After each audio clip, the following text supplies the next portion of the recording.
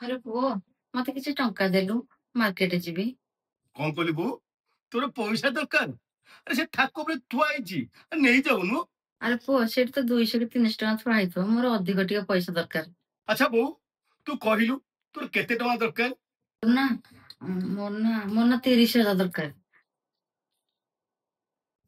କଣ କହିଲୁ? 30,000? ହଲୋ ବୋଉ, ତୁ ଏତେ ଟଙ୍କା ନେଇ କଣ କରିବୁ କି? ଆରେ ତୋ ପାଖରେ ଅଛି ତୁମେ ଦେଇଥା, ନହେଲେ ମୁଁ ଆଉ କାହାଠୁ ମାଗିକି ନେଇକି ଯିବି। ଆରେ ବୋଉ, ଆରେ ମୋ ପାଖରେ ନା ପଇସା ଅଛି। ଆରେ ଏତେ କଥା କଣ ପଚାରୁଛୁ? ତୋ ପାଖରେ ଯଦି ପଇସା ଅଛି ଦଉନୁ, ମୁଁ ଯିବି। ମୋର ଡେରି ହେଲାଣି, ତୁ ଦେଲୁ, ମୁଁ ମାର୍କେଟ ଯିବି। ଆରେ ଶୁଣୁଛ, ମୋର ବି ପଇସା ଦରକାର। ମୁଁ ରୋଷେଇ ସାରିଲେ ମୁଁ ମାର୍କେଟ ଯିବି। କଣ କହିଲ? ତମର ବି 30,000 ଦରକାର? ହେ ଭଗବାନ, ଆରେ କଣ ପଇସା ଗଛରେ ଫଳୁଛି? ଆରେ ବୋଉର 30,000 ଦରକାର, ତମର 30,000 ଟଙ୍କା ଦରକାର। ଆରେ କଣ କରିବ କହିଲ ପଇସା ନେଇ କହିଲ? ଆରେ ତମର ଯାହା ଦରକାର ଅଛି ଆରେ ମତେ କହୁନ। ଆରେ ମୁଁ ମାର୍କେଟ ଗଲେ ଧରି ପଳେଇ ଆସିବିନି? ଏବେ କିନ୍ତୁ ବୋଉ ନଉ 30,000। ବୋଉ ଏଦିନ ପରେ ପଇସା ମାଗିଛି, ତାର କଣ ଦରକାର ଥିବ, ତାକୁ ଦେଇଦେବି 30,000। ତମ ପାଇଁ ଯାହା ଦରକାର ଅଛି ମତେ କହିବ, ମୁଁ ଆଣିଦେବି। ବୋଉ ନେ ପଇସା ନେଲୁ, ନେ 30,000 ଟଙ୍କା ନେ।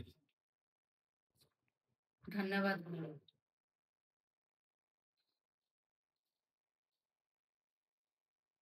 ଓ ହଉ, ଠିକ ଅଛି ଠିକ ଅଛି ଠିକ ଅଛି। ତ ବୋଉକୁ ପଚାରିଲନି ଏତେ ପଇସା ନେଇକି କଣ କରିବେ? ଠନ ହେଇକି ତ ଗଣିଦେଲ। ଆରେ ପଚାରିଥିଲି, ଆରେ ତମ ଆଗରେ ତ ମୁଁ ବୋଉକୁ ପଚାରିଥିଲି। ଆରେ ସିଏ ତ କିଛି କହିଲାନି, ମୁଁ କଣ କରିବି କହିଲ ଏଥିପାଇଁ? ତାଙ୍କୁ ତ ପଚାରି ପାଇଲନି, ଡାଇରେକ୍ଟ ମତେ ମନା କରିଦେଲ। ଓହୋ, ତମେ ଖାଲି ମୋ ଉପରେ ଷଣ୍ଢ ହବା ଜାଣିଛ, ଆଉ ତମେ ବାହାର ଲୋକଙ୍କ ଆଗରେ ପାଟି ଖୋଲୁନି। ତାଙ୍କ ଆଗରେ କଥା କହିଲା ଆସିକୁ ପାଟିରୁ ବଚନ ବାହାରୁନି, ଆଉ ମୋ ସାଙ୍ଗରେ କଥା କହିଲା ଆସିକୁ ପାଟିରୁ ତ ଖାଲି ଭସ ଭସ କଥା ବାହାରି ଯାଉଛି। ଆଉ କାଇଁ ଖାଣ୍ଡାରେ ଘରେ ଅଶାନ୍ତି ସୃଷ୍ଟି କରୁଛ କହିଲ? କରିବି ତ ବୋଉ କେତେ ହେଲେ ପଇସା ମାଗେନି। ଯଦି ପଇସା ମାଗେ ଏଇ 100-200 ମାଗେ। ଆଜି କେମିତି କଣ ହେଲେ କେଣି ଆଜି ସେ 30,000 ଟଙ୍କା ମାଗିଦେଲା। ଯଦି ଏତେ ପଇସା ଟିକେ ମାଗିଦେଲା, ତମେ ଏଇ କଥାକୁ ନେଇକି ଘରେ ଗୋଟେ ପୁରା ଝଡ଼ ସୃଷ୍ଟି କରିସାରିଲାଣି। ହେଲେ ମୁଁ ବୁଝିପାରୁନି ବୋଉ 30,000 ଟଙ୍କା ନେଇକି କରିବ କଣ? ତାର ଏତେ ଟଙ୍କା ଦରକାର କଣ ପାଇଁ ଅଛି କେଣି? ସେ କାହିଁ କେତେବେଳେ ଏତେ ଟଙ୍କା ମାଗିନଥିଲା, ଆଜି ଏତେ ଟଙ୍କା ମାଗିଛି କଣ ପାଇଁ କେଣି? ମୁଁ ଏଇ କଥାଟା କାହିଁ ବୁଝିପାରୁନି ଜମା। କରିବେ ଆଉ କଣ? ଆଉ 2-3 ଦିନ ଗଲେ ଏରା ତାଙ୍କ ଗେଲି ଝିଅ ଘରକୁ ଆସୁଛି, ଆଉ ସେଇଥିପାଇଁ ଲୁଗାପଟା କିଣିବାକୁ ସେ ଯାଇଥିବେ। ଆଉ କରିବେ କଣ? ମୁଁ ଏରା ନିଜେ ଶୁଣିଛି ଫୋନରେ। ମୁଁ କଣ ମିଛ କହୁଛି? ମୁଁ ପୁରା ଶୁଣିଛି। ଆରେ ଜାଣିଛ, ତମ ମାଙ୍କର ଆମ ପ୍ରତି ଟିକିଏ ଭଲ ପାଇବା ନାହିଁ, ଟିକିଏ ବି ଚିନ୍ତା ନାହିଁ। ଝିଅର ଯାହା ଦରକାର ପଡେ ଘରୁ ପୁରା ସବୁ ନେଇକି ଦେଇ ଦିଅନ୍ତି।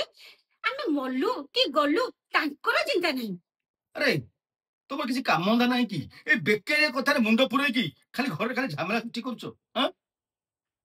ତ ମୁଁ ଦେଖୁଛି ତମ ମୁଣ୍ଡ ବୁଝି କିଛି କାମ ଦାମ କରୁନି ବୋଧେ। ଏ ବେକାରିଆ କଥା ଖାଲି ସବୁବେଳେ ଖାଲି ଘରେ ଘରେ ଖାଲି ଟେନସନ ଲଗେଇ ଚାଲିଛ। ଆଉ ଛାଡ ଛାଡ, ଚାଲ, ମତେ ପ୍ରବଳ ଜୋରେ ଭୋକ ହେଲାଣି, କଣ ଖାଇବାକୁ ଦବ? ହଉ ଶୁଣ, ତ ଯାହା ବ୍ୟସ୍ତ ହନି, ବୋଉ ଆସିଲେ ମୁଁ ତାକୁ ପଚାରିବି ଏତେ ପଇସା ନେଇକି ସେ କରୁଛି କଣ। ଜାଣିଛି ଜାଣିଛି, ତମେ ଯେମିତି ପଚାରିବ ତମ ମା ସେମିତି କହିବେ।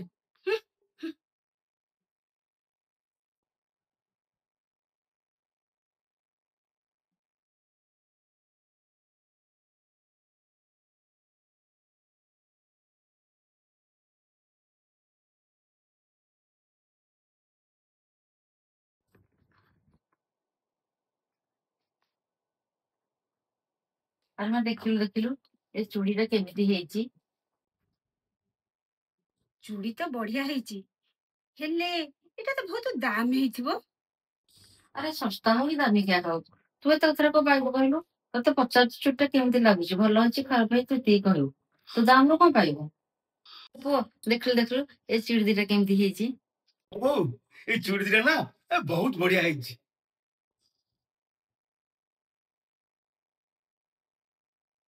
ବୋଉ, ମତେ ଗୋଟେ କଥା କହିଲୁ, ଦିଦି ଘରକୁ ଆସିବାର ଅଛି କି?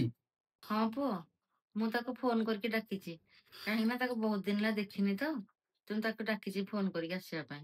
ବୋଉ, ଦିଦି କି ଏତେ ଦାମିକା ଜିନିଷ ଦବାର କଣ ଜରୁରୀ ଥିଲା?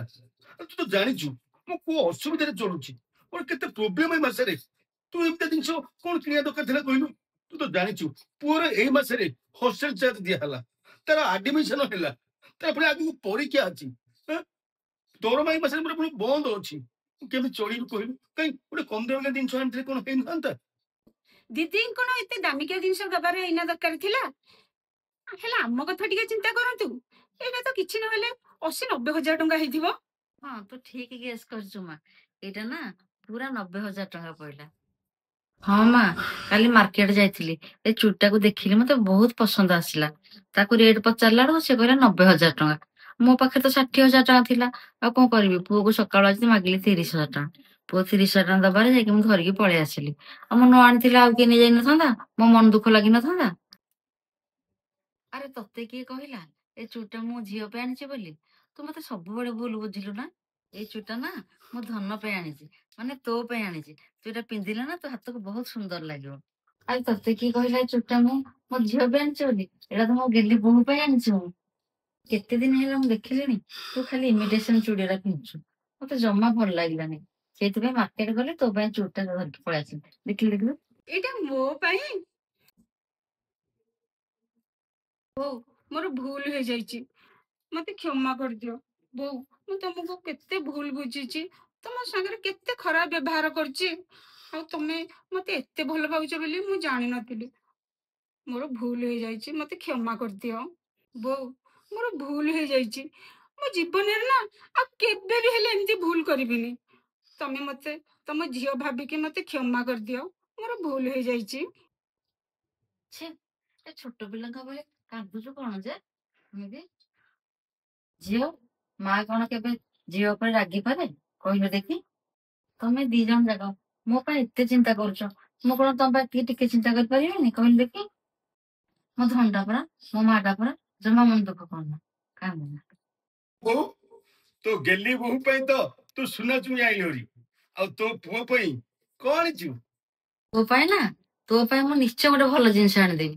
ଟିକେ ପଇସା ସଞ୍ଚୟ କରି ରଖିଲେ, ପଇସା ହେଇଗଲେ ତୋ ପାଇଁ ଧରିକି ଆସିବି ଭଲ ଜିନିଷ। ବୋଉ ଦେଖି, ହାତ ଦେଖିଲୁ ଦେଖିଲୁ, ମୁଁ ଚୁଡ଼ି ପିନ୍ଧିଛି କେମିତି ଲାଗୁଛି? କେତେ ସୁନ୍ଦର ଲାଗୁଛି। ବୋଉ, ତମେ କେତେ ଭଲ, ଆମ ପାଇଁ କେତେ ଚିନ୍ତା କରୁଛ।